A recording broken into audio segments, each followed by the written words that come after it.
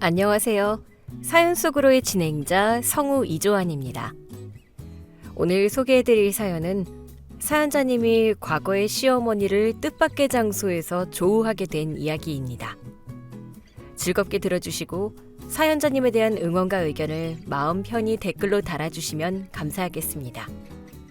오늘의 사연 시작하겠습니다. 10년 전 저를 헌신짝처럼 버렸던 전 시댁 식구들이 있는 그 회사. 태산건설의 면접장 문을 열고 들어가던 그 순간부터 이야기를 시작해볼까 합니다. 오늘 아침 저는 평소보다 일찍 눈을 떴습니다. 거울 속에 비친 여자는 10년 전에 그 초라한 며느리가 아니었습니다. 질 샌더의 네이비색 슈트, 10년을 꼬박 모아 산 까르띠에 시계, 그리고 무엇보다 단단해진 눈빛. 저는 거울을 보며 스스로에게 최면을 걸었습니다. 이수진, 너는 더 이상 피해자가 아니야. 너는 심판자야. 라고요. 집을 나서는데 늦가을의 차가운 공기가 폐부 깊숙이 들어오더군요. 이 차가운 공기 냄새. 10년 전 그날 밤과 참 비슷했습니다. 잠시 과거 이야기 좀 할까요?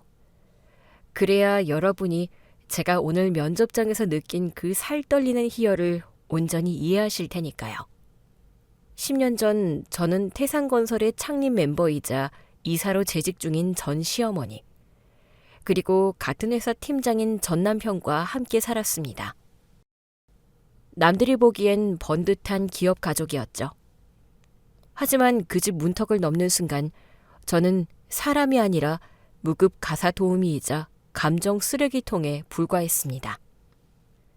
그들은 월급 받는 직장인이었지만 마치 자기들이 태산그룹의 오너라도 되는 양 착각 속에 살았습니다. 특히 전 시어머니 최영수 기사는 그 착각이 병적인 수준이었죠. 기억나는 에피소드가 하나 있네요.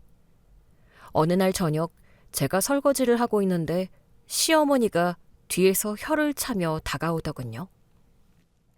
얘, 너 지금 세제를 몇 번이나 펌핑하는 거니? 내가 아까부터 지켜봤는데 벌써 3번이나 짰어. 너는 가난한 집에서 자라서 경제관념이 없니? 그때 저는 고작 기름기 많은 프라이팬 하나를 닦고 있었습니다. 어머니, 기름때가 잘 안 져서요. 죄송합니다. 죄송하면 다야? 야, 이 세제 살 돈이 다 어디서 나오는지 알아? 내가 태산건설 이사로서 피땀 흘려 번 돈이야. 곧 우리 아들이 물려받을 회사나 다름없는데 네가 이렇게 흥청망청 낭비하면 회사가 버티겠니? 넌 주인의식이란 게 없어? 고작 세제 한 번 더 짠 걸로 회사의 존폐를 논하다니 기가 찼지만 참았습니다. 하지만 더 황당한 건 전 남편 박 팀장의 태도였죠. 그는 회사 일을 집으로 싸들고 와서 저에게 떠넘기기 일쑤였습니다. 야, 수진아, 너 대학 때 경영학 부전공했지? 이거 이번 분기 마케팅 기획안인데 네가 좀 봐주라. 내가 요새 너무 바빠서 말이야. 저는 만삭의 몸으로 밤을 새어가며 PPT를 만들고 대본까지 써줬습니다. 다음날 그는 회사에서 칭찬받았다며 의기양양하게 퇴근했죠. 그래서 제가 물었습니다. 여보, 기획안 통과됐어? 다행이다. 나 어제 한숨도 못 잤어. 맛있는 거라도 사줘. 맛있는 거? 야, 당연히 통과되지. 내가 발표를 얼마나 기깔나게 했는데. 너는 그냥 자료 정리 조금 도운 거 가지고 무슨 유세를 떠냐?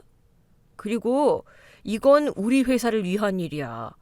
네가 밥 먹고 사는 게 다 내 덕분인데 이 정도 내조는 당연한 거 아니야? 네, 그들에게 저는 그런 존재였습니다. 공은 자신들이 챙기고 과오나 노동은 저에게 떠넘기는 하청업체 직원 같은 존재. 하지만 그 종속관계가 깨진 건 제가 아이를 유산하고 나서였습니다. 병원비가 아까워 1인실은커녕 다인실 구석에 저를 방치해둔 채 시어머니는 이렇게 말했죠. 몸 관리 하나 못해서 애를 떨고? 너는 며느리로서, 아니 여자로서 자격 미달이야. 우리 집안 대를 끊어먹을 작정이야? 당장 이혼해. 위자료? 웃기지 마라. 네가 해온 혼수가 뭐 있다가 위자료를 바래? 몸만 나가. 비 오던 날 밤 저는 쫓겨났습니다. 손에 쥔 건 달랑 10,000원짜리 몇 장과 찢어진 우산 하나뿐이었죠. 빗물인지 눈물인지 모를 것이 뺨을 타고 흐를 때 저는 맹세했습니다. 반드시 성공해서 당신들이 그토록 자랑스러워하는 그 태산건설의 꼭대기에 서서 당신들을 내려다보겠노라고. 그렇게 10년이 흘렀습니다. 저는 미친 듯이 공부했고 작은 스타트업에서 시작해 밤낮 없이 일하며 업계에서 미다스의 손이라 불리는 성과를 만들어냈습니다. 그리고 마침내 태산건설이 경영 악화로 외부 인재를 긴급 수혈한다는 소식을 듣고 지원하게 된 겁니다. 물론 제 뒤에는 저를 전폭적으로 지지해주는 든든한 파트너이자 남편인 민우 씨가 있었지만 오늘 면접만큼은 제 힘으로, 제 능력으로 그들을 밟아주고 싶었습니다. 태산건설 본사 로비에 들어섰을 때 저는 묘한 전율을 느꼈습니다. 10년 전 도시락 배달 왔다가 로비에서 잡상인 취급받으며 쫓겨났던 기억이 오버랩되더군요. 아내 데스크 직원이 상냥하게 웃으며 출입증을 건네줬습니다. 이수진 상무후보님, 15층 임원 면접장으로 가시면 됩니다. 감사합니다. 후보님이라는 호칭이 이렇게 짜릿할 줄이야.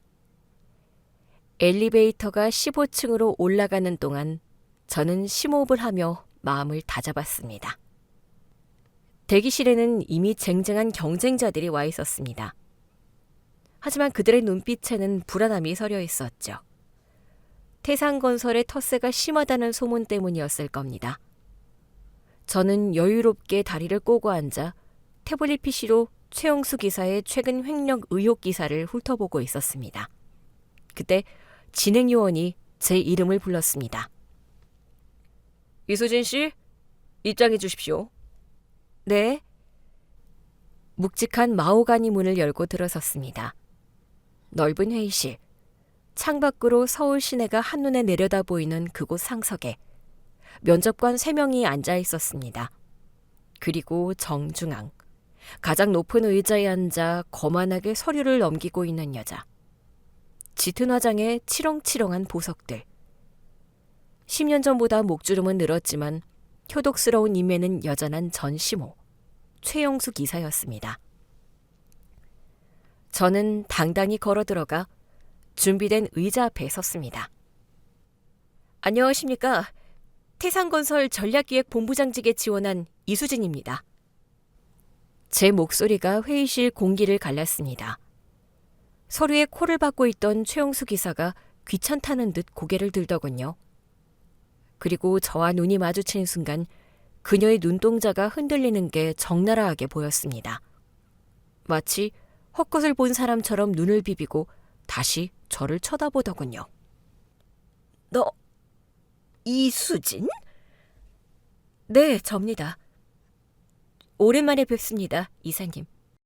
건강해 보이시네요.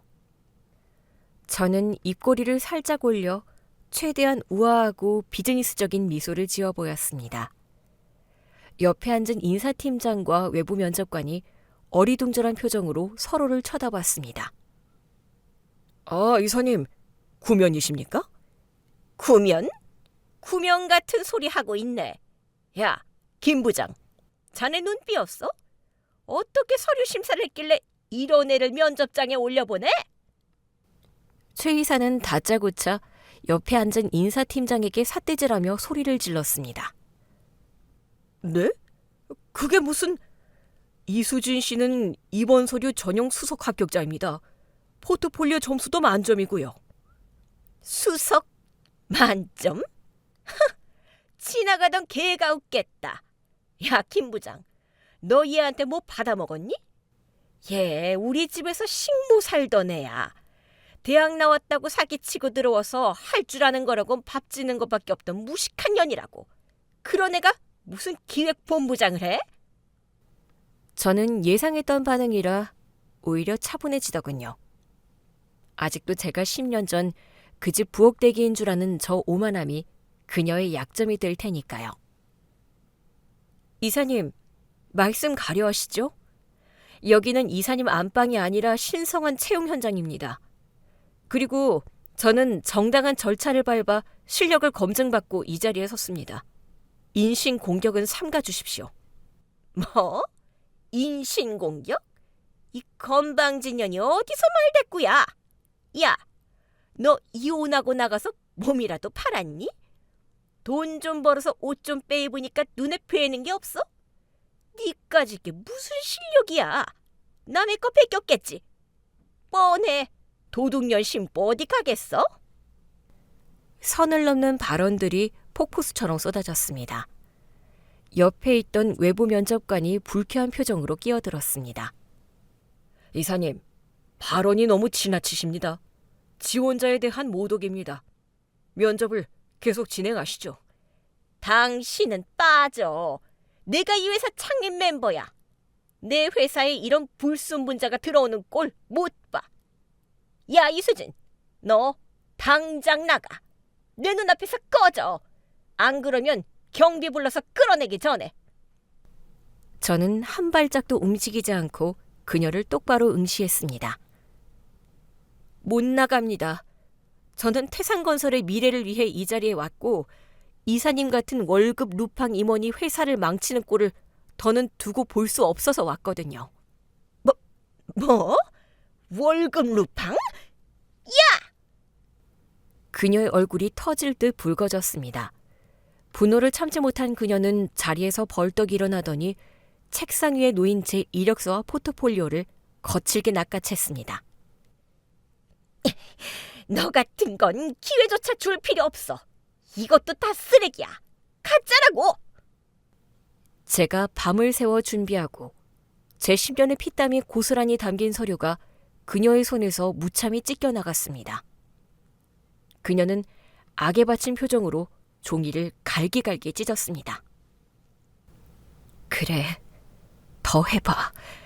더 미쳐 날뛰어봐. 그게 바로 내가 원하던 그림이니까. 자, 봐라. 이게 네 현실이야. 찢어진 종이 쪼가리. 너는 딱 이 수준이야. 어디서 감히 임원 자리를 넘봐? 너한테는 우리 회사 화장실 청소도 아까워. 마침 청소 아줌마 그만뒀는데 거기로 특별 채용이나 해줄까? 똥 닦는 건 잘할 거 아니야. 그녀는 찢어진 종이 뭉치를 제 얼굴을 향해 힘껏 뿌렸습니다. 날카로운 종이 조각들이 제 뺨을 스치고 어깨 위로 그리고 바닥으로 힘없이 떨어져 내렸습니다. 마치 하얀 눈이 내리는 것 같았습니다. 면접장 안은 숨소리조차 들리지 않을 만큼 정적에 휩싸였습니다. 모두가 얼어붙은 채 저와 최 이사를 번갈아 보고 있었죠. 저는 천천히 손을 들어 얼굴에 묻은 종이 먼지를 털어냈습니다. 그리고 아주 낮고 서늘한 목소리로 입을 열었습니다. 실수하셨네요, 이사님. 뭐? 실수? 지금 이사님이 찢으신 건 종이가 아니라 이사님의 남은 직장 수명입니다. 채용 절차의 공정화에 관한 법률 위반 명예훼손 모욕죄, 그리고 무엇보다 회사에 막대한 손해를 끼친 배임 행위까지 제가 아주 꼼꼼하게 청구해 드리겠습니다. 이 미친년이 끝까지? 야, 누구 없어? 경비 불러. 당장! 그때였습니다. 밖에서 소란스러운 소리를 듣고 누군가 면접장 문을 벌컥 열고 들어왔습니다. 어머니, 무슨 일입니까? 복도까지 고함 소리가 다 들립니다. 전 남편 박민호 팀장이었습니다. 그는 헐레벌떡 뛰어들어와 씩씩거리는 제 어머니를 부축하다가 종이 눈 속에 서 있는 저를 발견하고는 그대로 굳어버렸습니다. 네가 여길 왜? 아들, 잘 왔다. 얘 당장 끌어내. 아주 회사를 말아먹으려고 작정하고 온 년이야. 내가 본때를 보여줬다. 이깟 종이 쪼가리 찢어발겼다고 법인이 뭐니 협박을 하잖아. 이수진, 너 진짜 질기다. 이혼했으면 쥐 죽은 듯이 살 것이지. 여기가 어디라고 귀여워? 너 아직도 우리 집에 미련 남았냐? 돈 떨어졌어? 모전자전이라더니 어쩜 생각하는 회로가 저렇게 똑같을까요? 미련이라. 착각은 자유라지만 정도껏 하시죠. 저는 태상건설 임원 면접 보러 온 겁니다. 당신 어머니가 난동을 피우셔서 면접이 중단된 거고요. 난동? 말 조심해. 우리 어머니 이 회사 창립 멤버야. 네가 감히 평가할 뿐이 아니라고. 그리고 임원? 네가? 야, 지나가던 소가 웃겠다. 너 같은 무능력자가 무슨 임원을 해? 당장 나가. 좋은 말로 할 때. 전 남편은 저를 향해 삿대질하며 위협적으로 다가왔습니다. 전 시모는 뒤에서 팔짱을 끼고 고소하다는 듯 웃고 있었고요. 두 모자가 쌍으로 저를 몰아세우는 이 그림. 그날 밤과 너무나 똑같아서 오히려 마음이 차분해졌습니다. 두 분 정말 이 회사가 본인들 거라고 생각하시나 보네요. 월급쟁이 주제에 주인 행세하는 거, 그거 진짜 오너가 보면 얼마나 기가 찰지 생각 안 해보셨어요? 뭐? 월급쟁이? 야! 내가 오너야. 내가 주인이라고! 그때였습니다. 복도 끝에서부터 묵직하고 규칙적인 구두 소리가 들려왔습니다. 그리고 수많은 수행비서의 안내를 받으며 면접장 문이 활짝 열렸습니다. 큰 키에 딱 벌어진 어깨, 완벽한 핏의 슈트, 그리고 저를 볼 때만 한없이 다정해지는 남자. 하지만 지금은 그 누구보다 차가운 표정으로 서 있는 남자. 제 현 남편이자 이 회사를 인수한 새로운 대표, 강민우였습니다. 민우 씨는 들어오자마자 난장판이 된 면접장을 한번 쓱 훑어보더니 바닥에 떨어진 제 이력서를 밟고 서 있는 전 남편을 향해 걸어갔습니다. 민우 씨는 전 남편을 어깨로 툭 치고 지나쳐 제 앞에 섰습니다. 그러고는 제 어깨에 묻은 종이 조각을 털어주며 모두가 들을 수 있는 낮고 굵은 목소리로 말했습니다. 면접장의 공기가 한순간에 얼어붙었습니다. 방금 전까지 지저대던 전 시어머니와 전 남편은 입을 딱 벌린 채 제 곁에 선 남자를 멍하니 쳐다보고 있었습니다. 그럴 만도 하죠. 이 남자는 그들이 그토록 굽신거리며 만나고 싶어 했던 투자사의 대표이자 소문으로만 무성하던 태상건설의 새로운 주인이었으니까요. 하지만 그들의 눈을 더욱 뒤집어지게 만든 건 이 남자가 내뱉은 첫마디였습니다.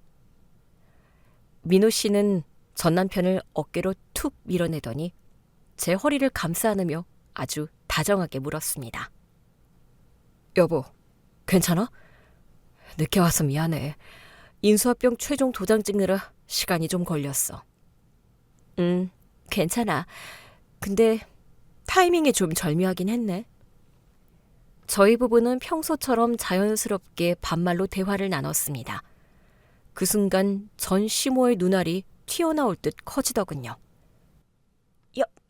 여보? 지금 뭐라고 하셨습니까? 대표님, 아니, 이 사람이 누군 줄 알고 여보라고? 저기 대표님, 뭔가 오해가 있으신 것 같은데 이 여자는 제 전처입니다. 아주 질 나쁜 여자라고요. 어디서 꼬리치며 접근했는지 모르겠지만 속으시면 안 됩니다. 이 여자는... 이 팀장, 입 다물지? 입에서 썩은 내 나니까. 민우 씨의 차가운 일갈에 전 남편이 헙 하고 숨을 들이켰습니다. 민우 씨는 싸늘한 눈빛으로 두 모자를 번갈아 보더니 다시 저를 향해 시선을 돌렸습니다. 그의 눈빛에는 안타까움과 분노가 뒤섞여 있었죠. 수진아, 내가 말했잖아. 이런 쓰레기들 상대할 필요 없다고. 그냥 내가 알아서 처리하게 두지. 뭐하러 네가 직접 와서 이 꼴을 당해? 아니야. 내가 직접 확인하고 싶었어. 저는 바닥에 흩어진 종이 조각을 구두 끝으로 툭툭 치며 말을 이었습니다. 여러분, 지금 이 상황이 이해가 안 되시죠? 설명해 드릴게요. 이분은 오늘부로 태산건설을 인수한 강민우 대표님이고 저는 강 대표의 아내이자 이 회사의 지분 40%를 소유한 공동 경영자 이수진입니다. 뭐? 공동 경영자? 지분? 말도 안 돼. 거짓말이야. 너 같은 게 무슨 돈이 있어서. 야, 너 이거 사기지? 꽃뱀짓해서 남자 물어가지고 사기치는 거지? 전시모는 현실을 부정하며 악을 썼습니다. 하긴 믿기 싫을 겁니다. 자기 집 부엌대기가 하루아침에 자기 회사의 오너가 되어 나타났으니 인지부조화가 올만도 하죠. 하지만 저는 이 순간을 위해 지난 10년을 피를 토하며 살았습니다. 여기서 잠시 시간을 좀 돌려볼까요?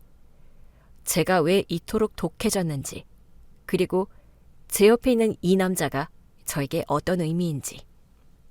10년 전 전남편 박민호와의 결혼 생활은 한마디로 착취의 역사였습니다. 박민호는 무능력했지만 욕심은 많은 사람이었죠. 승진 욕심에 눈이 멀어 제 능력을 도둑질하는 건 예사였습니다. 기억하시나요? 태산건설 친환경 아파트 수주권. 당시 박민호는 대리였고 경쟁률이 치열해서 승진이 간당간당했습니다.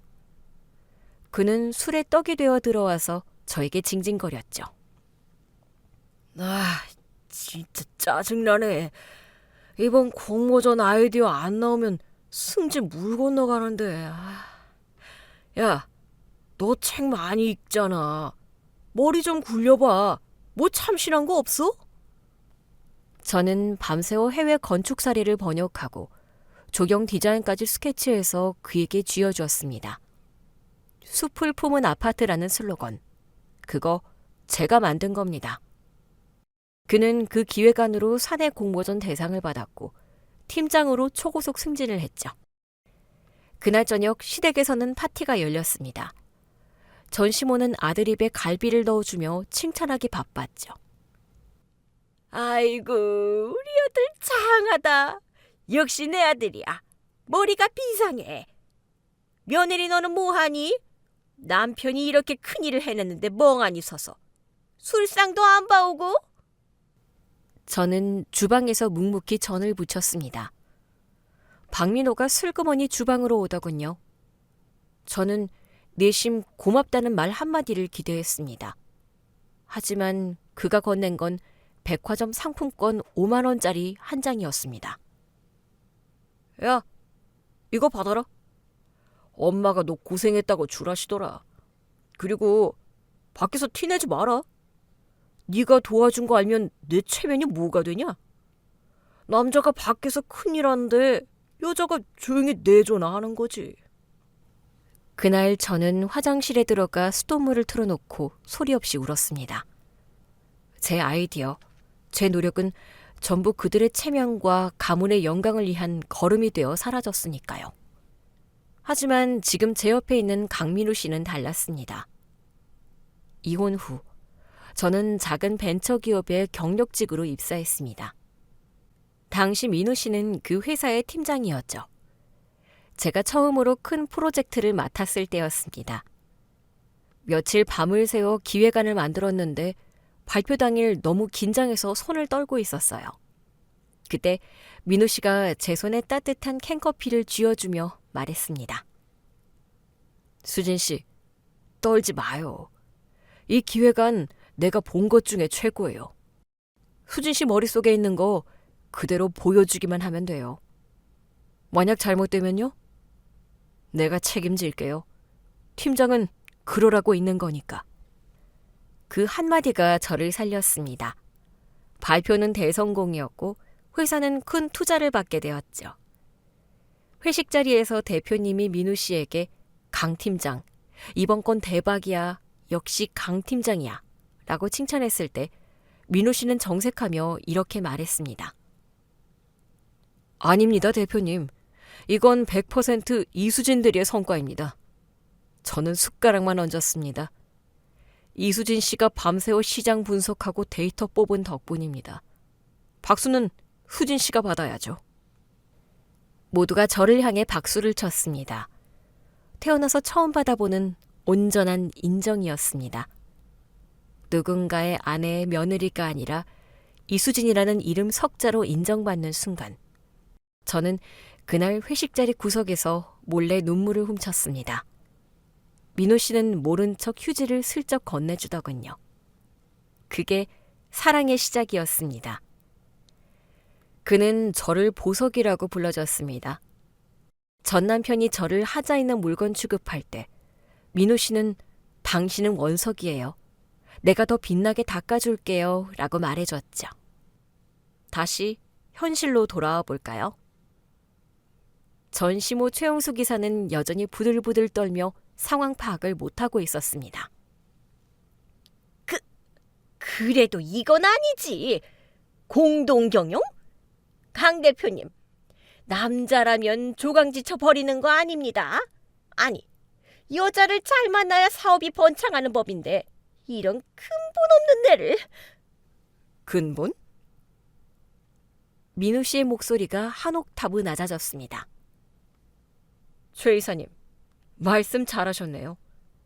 근본 없는 건 수진이가 아니라 직원들 월급 줄 돈으로 법인카드 긁어서 명품 휘감고 다니는 당신 같은 임원들 아닙니까? 제가 실수하면서 장부 다 봤습니다. 뭘 봐? 그리고 하나 더.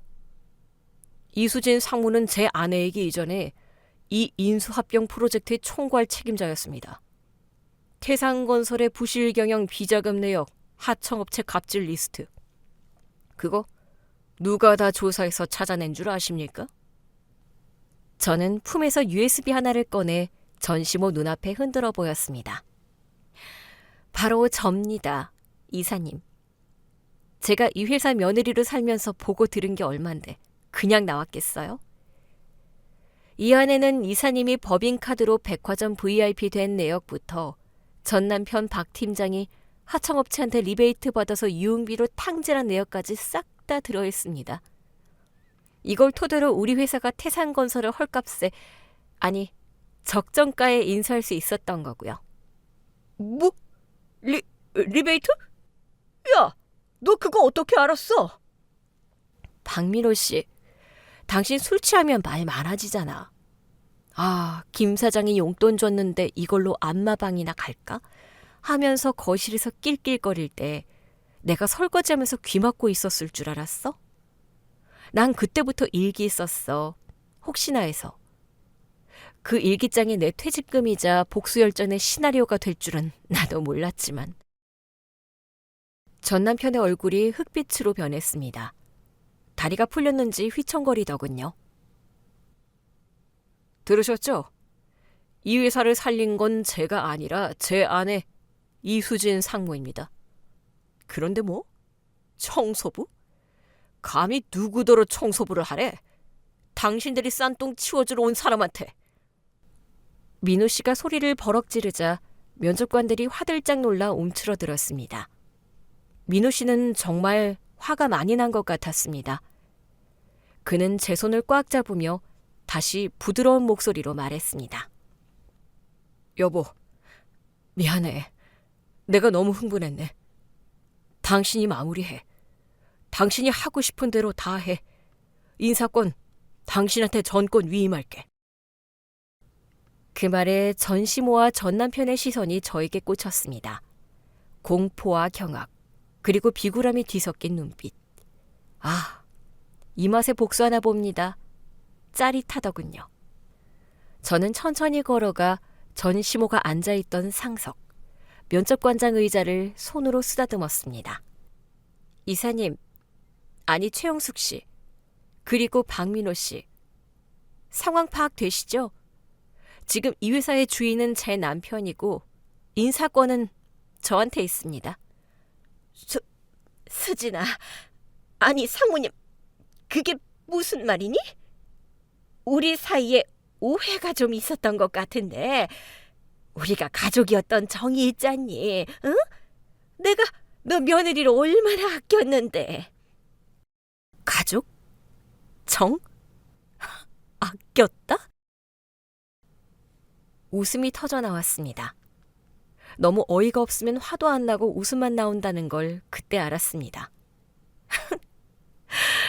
기억나세요? 제가 두 번째 유산하고 병원에 누워있을 때 어머니가 오셔서 하신 말씀. 어머니, 저 몸 좀 추스르고. 죄송해요. 아이가 자꾸. 시끄럽다. 야, 병원비 아까우니까 오늘 퇴원해. 그리고 너 이혼 도장 찍어. 애도 못 낳는 게 무슨 낯짝으로 우리 집에 붙어 있어? 내 아들 앞길 막지 말고 꺼져. 넌 그냥 불량품이야. 반품도 안 되는 쓰레기라고. 그때 제 가슴에 대못을 박다 못해 난도질하셨던 분이 이제 와서 가족 타령이요? 비겁하시네요, 정말. 저는 싸늘하게 식은 눈으로 그들을 내려다봤습니다. 민우 씨, 나 결정했어. 그래, 말해. 뭐든 들어줄게. 저는 손가락으로 전시모와 전 남편을 가리켰습니다. 이 두 사람, 그리고 여기 동조에서 히덕거렸던 인사팀장까지 전원 해고야. 뭐? 해고? 하, 내가 누군지 알아?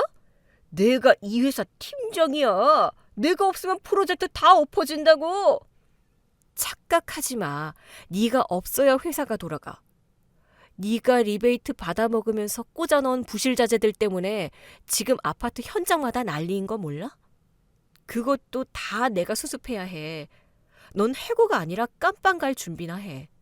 업무상 횡령, 배임, 수재. 죄목도 화려하더라. 상무님, 며느라, 내가 잘못했다. 한 번만 받아오. 내가 나이가 몇인데 이제 와서 잘리면 어딜 가니? 제발. 전시모가 제 바짓가랑이를 잡으려 했습니다. 저는 한 발짝 뒤로 물러서며 아까 그녀가 저에게 했던 짓을 그대로 돌려주기로 마음먹었습니다. 그냥 내보내기는 좀 아쉽네. 이사님, 아까 저한테 그러셨죠. 찢어진 종이 쪼가리가 제 현실이라고.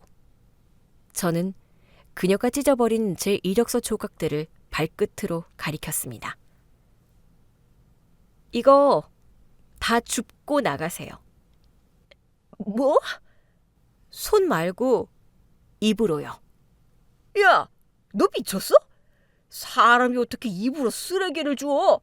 이건 인권 유린이야. 며느리한테 개만도 못한 년이라고 부르던 분들이 인권을 노네? 그리고 아까 나한테 그랬잖아. 청소부도 아깝다고. 주제 파악하고 바닥이나 기라고. 난 그 말 그대로 실천할 기회를 드리는 거야. 저는 민우 씨를 쳐다봤습니다. 민우 씨는 팔짱을 끼고 고개를 끄덕였습니다. 들었죠? 제 아내 말.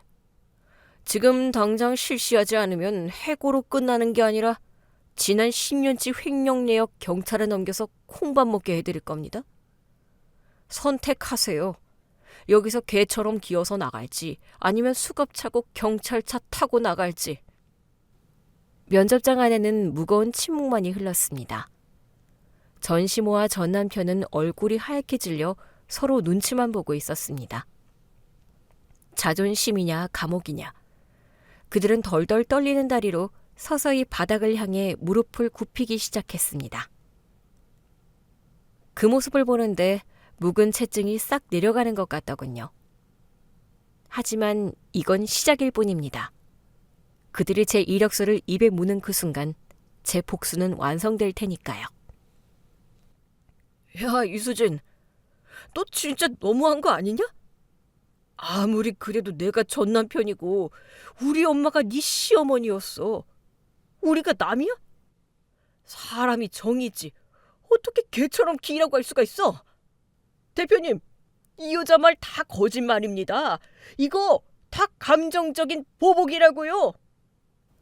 전 남편은 억울하다는 듯 민우 씨를 향해 피해자 코스프레를 시작하더군요. 저는 팔짱을 낀 채 그 꼴을 비웃어 주었습니다. 정? 너무하다? 박민호 씨, 기억력 감퇴했어? 당신이 나한테 했던 너무한 짓 하나 상기시켜줄까? 10년 전 겨울 친정아버지 제사상 차릴 때였어. 내가 생활비 쪽에서 제수용 문어 한 마리 샀을 때 당신이 뭐라고 했는지 기억나? 야, 미쳤어? 죽은 사람 밥상에 무슨 5만 원짜리 문어를 올려? 우리 엄마 생신 선물 살 돈도 없다면서 친정에는 돈을 아주 펑펑 쓰네? 이거 환불해 와. 당장. 안 그러면 그 제사상 내가 다 엎어버릴 테니까. 당신 그날 진짜로 제사상 엎었잖아. 내가 울면서 바닥에 떨어진 전이랑 과일 줍고 있을 때 당신은 소파에 누워서 TV 보며 낄낄거렸지. 어차피 귀신이 먹는 건데 바닥에 떨어진 거면 어때? 라고 하면서. 면접장 안에 정적이 흘렀습니다. 민우 씨의 주먹이 부들부들 떨리는 게 느껴졌습니다. 저는 민우 씨의 손을 잡아 진정시키며 말을 이었습니다. 나는 그때 바닥을 기면서 맹세했어. 언젠가 너희들도 똑같이 바닥을 기게 만들어주겠다고. 그러니까 억울해하지 마. 나는 받은 만큼 돌려주는 거니까. 그건 오해다. 얘야, 민호가 그때 술 취해서 실수한 거지 본심은 아니었다. 그리고 내가 널 얼마나 아꼈니? 너 쫓겨날 때 내가 몰래 주머니에 용돈도 찔러주지 않았니? 용돈? 아, 그 3만 원요? 택시비하라고 던져주신 거? 정말 구차해서 눈물이 다 나네요. 지금 이 상황을 감정 싸움으로 몰고 가고 싶으신가 본데 번지수 틀리셨습니다. 제가 오늘 여러분을 해고하고 고소하려는 건 단순히 제 개인적인 원한 때문만이 아니거든요. 저는 테이블 위에 올려둔 태블릿 PC를 켰습니다. 그리고 빔 프로젝터와 연결해 화면을 벽면에 크게 띄웠습니다. 자, 다들 화면 보세요. 이게 진짜 이유입니다. 화면에는 복잡한 엑셀 파일과 영수증 스캔본들이 떴습니다. 전시모와 전 남편의 눈동자가 흔들리기 시작했습니다. 민우 씨, 설명 부탁해. 지금 보시는 건 지난 5년간 최용수 기사와 박민우 팀장의 법인카드 사용 내용 및 자재 납품 비리 장부입니다. 제가 인수를 결심하고 가장 먼저 확보한 자료죠. 비리라니? 난 회사를 위해 헌신한 것밖에 없어. 헌신이요? 어디 볼까요? 이 악마 같은 년! 네가 우리 회사를 망하게 하려고 작정을 했구나. 네가 사람이야? 전시모가 악을 쓰며 저에게 달려들려 했습니다. 하지만 민우 씨가 앞을 막아서자 흠칫하며 멈춰 섰습니다. 작정? 네, 작정했죠. 10년 전 빗속으로 쫓겨날 때부터 당신들이 내 인생을 망쳤으니 나도 당신들 인생의 전부인 이 회사를 무너뜨리고 뺏어오는 게 공평하잖아? 저는 싸늘하게 식은 눈으로 두 모자를 내려다봤습니다. 자, 이제 상황 파악 끝났죠? 당신들은 고소될 거고 징역 최소 5년은 살 거야. 그리고 갚아야 할 손해배상금? 좋기 50억은 될 텐데. 가진 재산 다 털어도 못 갚을걸? 평생 신용불량자로 빚만 갚다가 죽게 될 거야. 50억? 전시모가 휘청거리며 쓰러질 듯 비틀거렸습니다. 50억이라는 숫자가 주는 공포가 실감이 났나 봅니다. 그녀의 눈에서 오만함이 사라지고 비굴한 생존 본능만이 남았습니다. 대표님, 상무님, 아니 수진아, 우리 말로 하자. 응? 내가 잘못했다. 내가 눈이 삐었었어. 널 몰라보고 우리 며느리가 이렇게 똑똑한 줄 알았으면 내가 그랬겠니? 이제 와서 며느리 타령? 그래, 그래도 우리가 한솥밥 먹던 사이인데 감옥은 너무하잖아. 내가 가진 주식 그거 다 넣어줄게. 내 집도 팔아서 줄게. 그러니까 고소마는 제발 나 늙어서 감옥 가면 죽어. 수진아, 여보. 아니 상무님, 나도 반성하고 있어. 내가 쓰레기였어. 나 한 번만 살려줘. 나 내연녀랑도 끝낼게. 아니, 벌써 끝났어. 나 다시 너한테 돌아가서 속죄하며 살게. 우리 다시 시작하자. 어? 박민호는 한술 더 떠서 제 손을 잡으려 했습니다. 민호 씨가 그의 손목을 낚아채 비틀어 버렸죠. 어디 더러운 손을. 당신 내 아내한테 접근 금지 신청까지 들어갈 거야. 꿈 깨. 저는 그들을 바라봤습니다. 살려달라? 기회를 달라? 좋아요. 기회 드릴게요. 정말이니? 고맙다, 수진아. 역시 네가 마음이 넓어. 전시모의 얼굴에 화색이 돌았습니다. 정말 짐승만도 못한 단순함이더군요. 단 조건이 있어요. 저는 손가락으로 바닥을 가리켰습니다. 아까 전시모가 찢어서 뿌려놓은 제 이력서 조각들이 어지럽게 널려 있었습니다. 아까 말했죠? 이거 치우라고. 알았다. 내 당장 치우마. 빗자루 어디 있니? 아니, 내 손으로 다 줄게. 아니요, 손 말고. 입으로요. 뭐? 10년 전 당신들이 나한테 그랬잖아. 개만도 못한 년이라고. 개는 손 안 써요. 입으로 물어오지. 당신들이 개만도 못한 인간들이라는 거 스스로 증명해 보세요. 야, 그건 너무하잖아.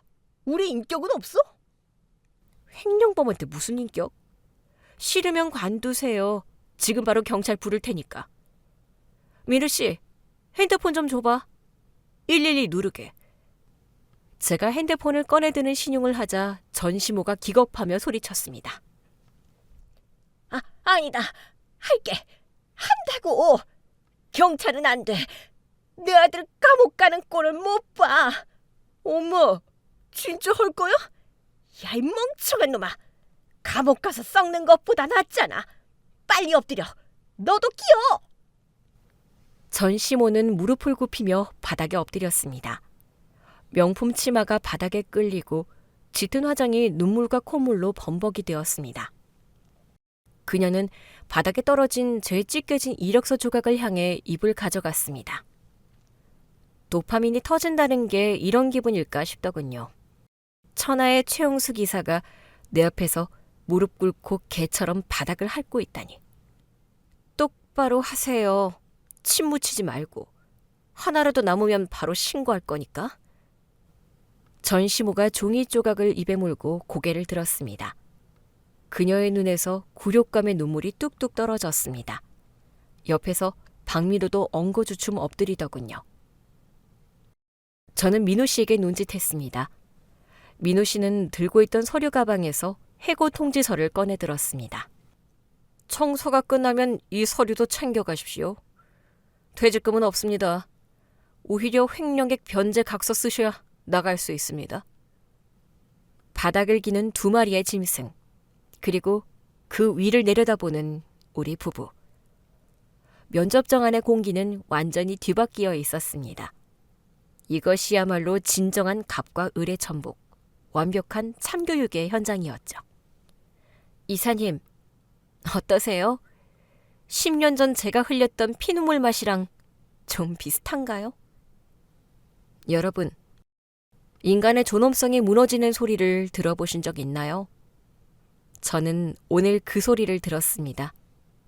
아주 가까이서 아주 생생하게요. 고급 카페 뒤에서 늙은 노파와 중년의 사내가 네 발로 기어다니며 종이 조각을 입으로 낚아채는 소리. 침 섞인 숨을 헐떡이는 그 소리가 제 귓가에는 그 어떤 교향곡보다 아름답게 들렸습니다. 전시모 최용숙 씨는 눈물과 콧물로 얼룩진 얼굴로 바닥을 훑고 있었습니다. 그녀는 굴욕감에 몸을 떨며 저를 올려다보았습니다. 눈이 마주치자 저는 차갑게 웃어주었습니다. 뱉지 마세요. 옆에 있는 종이컵에 모으세요. 하나라도 바닥에 흘리면 처음부터 다시 하는 겁니다. 카운트 안 해요. 야, 수진아. 이 정도 했으면 됐잖아. 나 허리 끊어질 것 같아. 우리 엄마 관절도 안 좋은데 제발 그만하자. 어? 내가 잘못했어. 전 남편 박민호는 입에 물고 있던 종이를 뱉어내며 애원했습니다.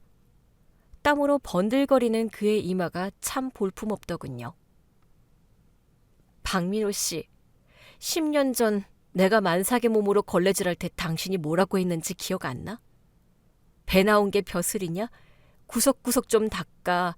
먼지 나오면 네가 다 먹을 거야? 그랬잖아. 나는 그때 진짜로 당신이 발로 찬 먼지 구덩이 속에서 걸레질했어. 근데 고작 종이 몇 장 줍는 게 힘들다고 엄살이야? 관절? 우리 아기 유산됐을 때 내 몸은 어땠을 것 같아? 그때는 내가 미쳐. 입 다물고 계속해.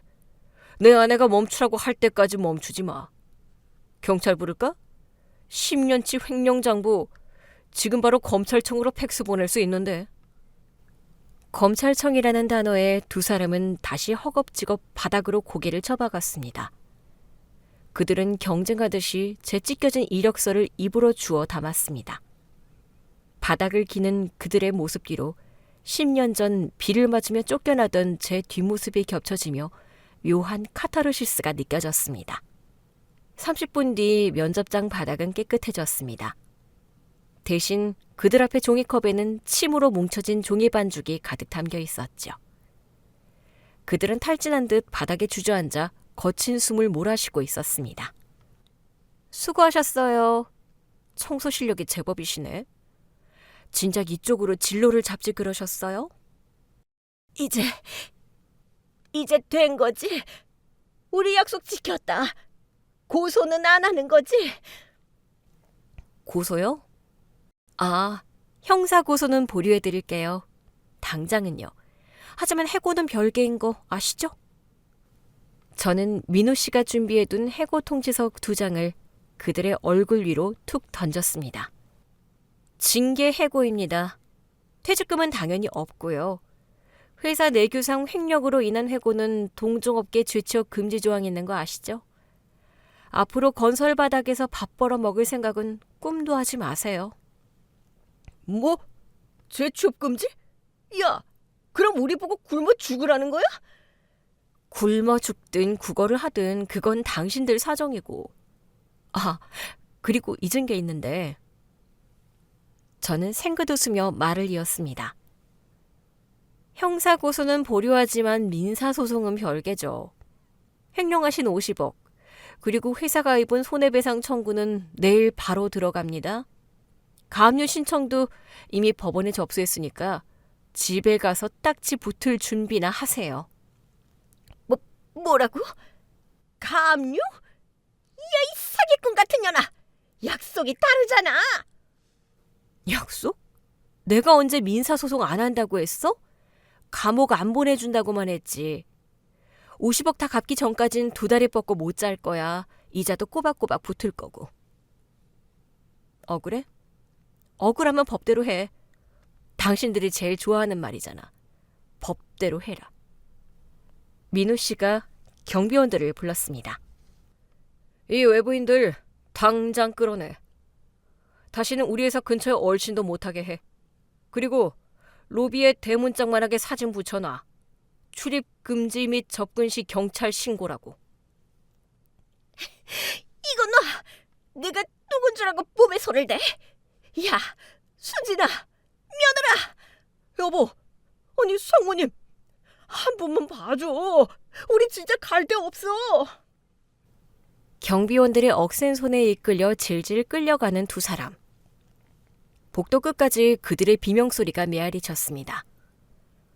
저는 그 소리가 완전히 사라질 때까지 그 자리에 서서 차갑게 식은 커피를 마셨습니다. 쓰기만 했던 커피가 그제야 달콤하게 느껴지더군요.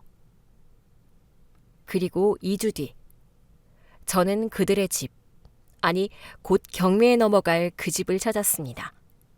법원 집행관들과 함께 말이죠. 빨간 딱지라고 불리는 압류표를 붙이기 위해서였습니다. 배를 누르자 초시즈 몰골에 전 시모가 나왔습니다. 화장은커녕 머리도 못 감아 떡진 상태였죠. 저를 보자마자 그녀는 털썩 주저앉았습니다. 네가 여길 왜? 집행관님, 들어가시죠. 보이는 건 다 붙이세요. TV, 냉장고, 가구. 그리고 저기 저 자기장까지. 알겠습니다. 자, 비키세요. 공무집행 중입니다. 집행관들이 집 안으로 들이닥쳐 닥치는 대로 빨간 딱지를 붙이기 시작했습니다. 전 시모가 아끼던 500만 원짜리 수입 소파에도, 전 남편이 보물단지처럼 모시던 양주 진열장에도 붉은 낙인이 찍혔습니다. 야, 이건 내 골프채야. 이건 안 돼. 안 되긴 뭐가 안 돼. 박민호 씨, 그거 회사 법인카드로 산 거잖아. 원래 회사 물건인데 다시 가져가는 게 도리지? 저는 거실 한가운데 서서 10년 전 제가 쫓겨나던 날을 회상했습니다. 그때 저는 이 거실 바닥에 무릎 꿇고 빌었었습니다. 제발 쫓아내지 말아달라고요. 하지만 지금 그들은 제 발 아래에서 울고 있었습니다. 수진아, 내가 잘못했다. 이 집만은 안 돼. 내 평생을 바쳐 마련한 집이야. 여기서 쫓겨나면 우리 길바닥에 나 앉아. 제발 이 집만은 남겨다오. 응? 저는 더러운 것을 털어내듯 발을 뺐습니다. 기억나세요? 제가 나갈 때 당신이 한 말? 그게 무슨...